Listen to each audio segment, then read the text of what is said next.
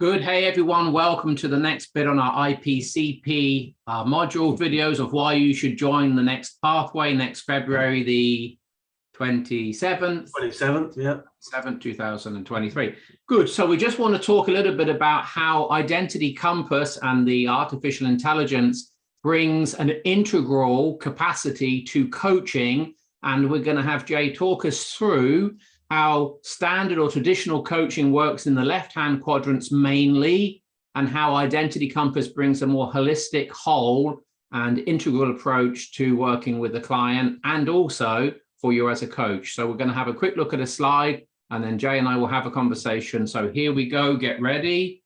So this is the difference that makes the difference between subjectivity and objectivity. And it's massive in coaching because the whole field of coaching is basically grounded in the coach's and the client's subjectivity. So this is a game changer we're about to look at. Here we go. Good.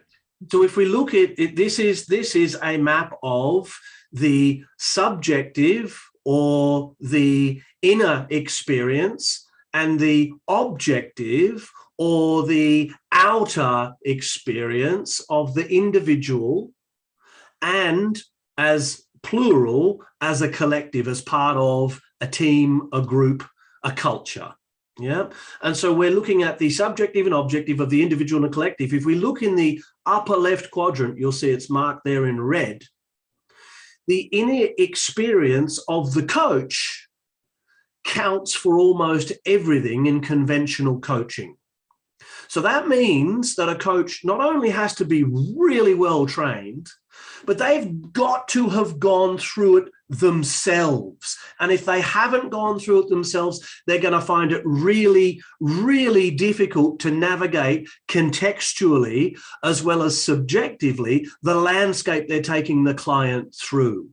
Now, that plays out in stuff like high-performance sport where, hey, I'm not a Formula One driver, and nor do I need to be, in order to help another Formula One driver get their inner and outer game straight and right to be able to drive effectively to their potential. So currently coaching is grounded in the coach's map and the coachee's map. The coachee is bringing their subjectivity to, here's the problem and here's what I want. The coach then says, well, given what you want and given the problem that I am hearing subjectively behind that problem is X. Oh, well, that kind of makes sense. And it all begins to land and they might work their way through it and it might be actually pretty useful. Good. In the lower left, second person perspective, then they are co-creating a shared map. Firstly, a shared map of current understanding, and secondly, a shared map of difference.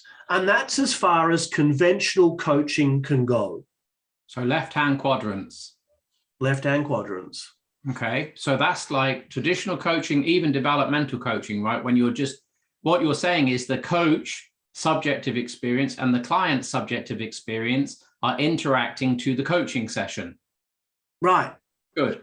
Holistically. And the big problem with that is that the coach doesn't have any context. So they're going to only rely on what the client's bringing to the process, which of course is going to be limited to what the client thinks is important. And this is the difference that makes the difference. We need to turn that subject into object. So we need something or someone or a process or a system to help us do that, to help us take a mind dump of the client and make it objective. Good. So how does Identity Compass make this a more integrally informed coaching session in the right hands? Well, it does that. It turns subject into object by asking a series of forced answer questions. It's not a nice test to do because it's forcing you into answering questions and then throwing up different questions based on what it's forcing you into answering. And so it's a forced answer test. So it feels like, well, neither of those are true, but it's taking you down a pathway where those small calculations start to play out in a big way in terms of your thinking patterns. It maps your thinking patterns in an objective, scientific, rational, logical way. Okay, and so what is a factual map aspect and what is the functional map aspect that we could have in a coaching session with Identity Compass supporting us? So the factual map is actually mapping out, given some scenarios in contexts. It uses the work context, but it's absolutely mapping cross-contextually. It's using the work context to map out thinking structures and place them out in a given way, and shows how all of these thinking patterns interact with one another, and immediately helps you identify, using some AI technology, where the leverage point for the shift is for the client objectively. So that's the actual map. Even if the client doesn't see that subjectively, right? They don't remember. Mostly they don't. Mostly the client will go, I disagree with that, but we can even show where their disagreement's coming from given the map. We can show how they mismatch, and that disagreement's actually part of a mismatch, and we can tell that that's on behalf of self-care based on what we're seeing in the map. So we can real time actually feed back the patterns as they're occurring in the coaching session to wake the client up so that they can grab a hold of this and start to do the work to grow themselves up, to clean up the stuff they need to clean up so that they can begin to show up. So then we have a functional map that emerges out of the context. Yeah. Which is context. So two aspects to this. One, the functional map is still subjective within the client's mind. How things play out for them and how they connect them to what's going on in their inner experience is like guesswork. Yeah. Sure. With the functional map, we can bring context in, and we can look at work, we can look at personal, we can look at primary relationships, we can look at children, we can look at parents, we can look at community, we can look at all of those aspects and ask, how does this play out for you in this context, to start to get an understanding of what's cross-contextual and what's actually contextual. That means that they can shift between their thinking between contexts, which means they have more flexibility in the lower right component, or less flexibility, telling us how rigid their thinking patterns are. Good. So let's summarize this with a couple of questions for you. So you've been coaching for a few years and you're an averagely good coach. Just give me a moment to relax my face. And so given that, what would you be happy to go on coaching people knowing Identity Compass is in the world and not have access to it? What difference has it made to you as an experienced coach, 15 years of coaching?